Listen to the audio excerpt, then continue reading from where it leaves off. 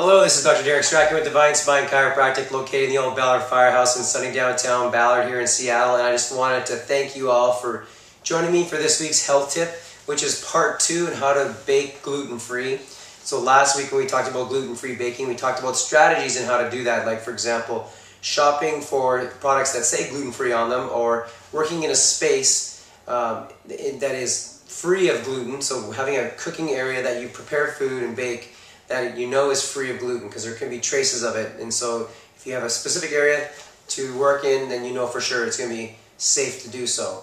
So gluten-free baking is becoming more and more of a popular way of eating nowadays. It is definitely healthier, but mainstream America hasn't adopted this concept up until recently.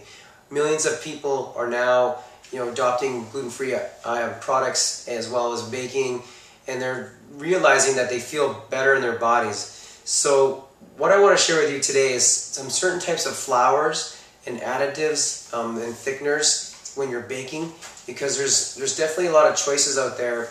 And so this is some ideas for you as far as flour goes. You can get some almond flour, some rice flour, there's quinoa flour, buckwheat flour, we also have coconut flour, millet flour, or corn flour, and there's another choice here is potato flour, white rice or brown rice flour. I mentioned rice flour before, but you can do brown or white, and then also amaranth flour.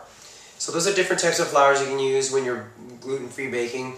And as far as thickeners and additives go, what you can do is arrowroot powder, cornstarch, cornmeal, flaxseed meal, gelatin, and gluten-free oats. So those would be the types of additives and thickeners that you can do for your baking needs. So those are some things that you can start incorporating and trying and see what mixes and matches more appropriately for the types of things that you're making. There's great gluten-free baking books out there that you can look for. If you just Google them and find them, there are also a lot of recipes that you'll get. And if so much better for your children or for yourself when you can offer them a gluten-free option. Your digestion system is working way better, not using so much energy to digest all that gluten. So they're just become healthier and have energy for other things. So that's this week's health tip. I hope you had a great Thanksgiving, and hope you tried some of the gluten-free options that were out there. And I look forward to meeting you next week for the next week's health tip. Enjoy the rest of this holiday weekend, and I'll catch up with you next time. Take care, everybody. Bye-bye.